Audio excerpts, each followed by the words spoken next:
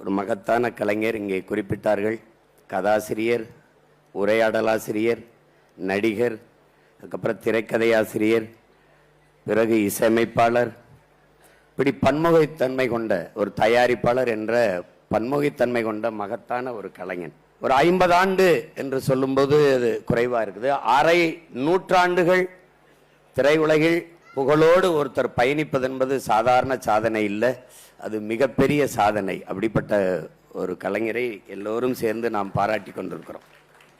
இங்கே ஒவ்வொரு காலகட்டத்திலும் ஒவ்வொரு படைப்பாளிகள் தோன்றியிருக்கிறார்கள், சாதித்திருக்கிறார்கள். ஆனால் அரை நூற்றாண்டு காலம் அதே தளத்தில் அதே களத்தில் ஒருத்தர் நிலைத்து நிற்பது என்பது அது மிகப்பெரிய சாதனை. அந்த சாதனையாளரை நாம் அருகில் அமர்ந்திருக்கிறோம் என்பதே பெருசு. ஏன்னா பக்கத்தில் இருக்கிறனாலே நிறைய பேரோட அருமை தெரியறதில்ல.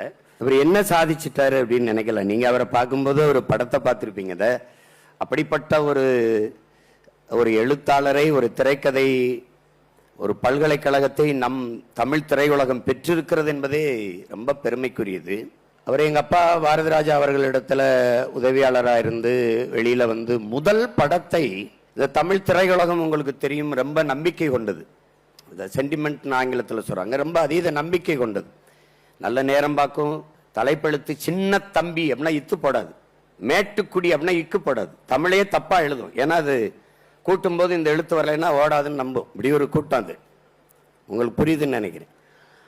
அப்ப இது வந்து என்ன இப்படி ஒரு தலைப்பு வைக்கிறான்னு எடுத்தவனே தன் முதல் படத்திலேயே சுவர் இல்லாத சித்திரங்கள்னு எடுக்கிறவல. அதுக்கு அசாத்திய ஒரு துணிவு வேணும். ஒரு கலைஞனுடைய அசாத்திய தன்னம்பிக்கையில தான் சுவர் இல்லாத சித்திரங்கள்னு ஒரு படத்தை எடுக்கிறவல. அந்த படம் அவர் எழுதிய படங்கள் எல்லாம் மாபெரும் வெற்றி அடையுது. அவர் எடுத்த முதல் படம் வந்து அவ்வளவு தூரம் ஒரு வணிகமா வெற்றி அடையல.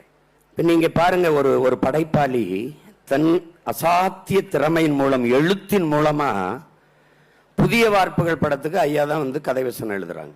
அதுல அவரே கதாநாயகனா நடிக்கிறாங்க. இதுல வந்து ஒரு விதவை பெண் வந்து பூ தூக்கிட்டு வரும். சாதாரண பெண்கள்கிட்ட பூ வாங்குறது இல்லை யாரும், ஒரு விதவை பெண்கிட்ட யார் வாங்குவாங்க? அப்ப இந்த பெண் அந்த ஊரை தாண்டி பூ விற்க போகும்போது ஒரு இடத்துல குங்குமம் பட்டை வச்சுக்கிட்டு போகும். நீங்க போட்டு பார்த்தீங்கன்னா இப்போ இருக்கும். அது திருப்பி ஊர் எல்லைக்குள்ள வரும்போது தன் ஊருக்குள்ள விதவைன்னு தெரியறனால அழிச்சிட்டு வரும். இப்படி ஒரு காட்சியை பண்ணியிருப்பாங்க. அந்த பெண்ணுக்கும் கதாநாயகி ரதி கதாபாத்திரத்துக்கும் ஒரு நட்பு இருக்கும். அப்ப ரதி கதாபாத்திரத்தை ஐயா வந்து காதலிக்கிறது அது இருக்கும். அப்போ ஒரு சூழல்ல ஐயா காதலிக்க முடியாது, ஊரை விட்டு போவாங்க. அப்போ இதயம், குங்குமம், குமுதம் இந்த 4 ஏடுகள்லாம்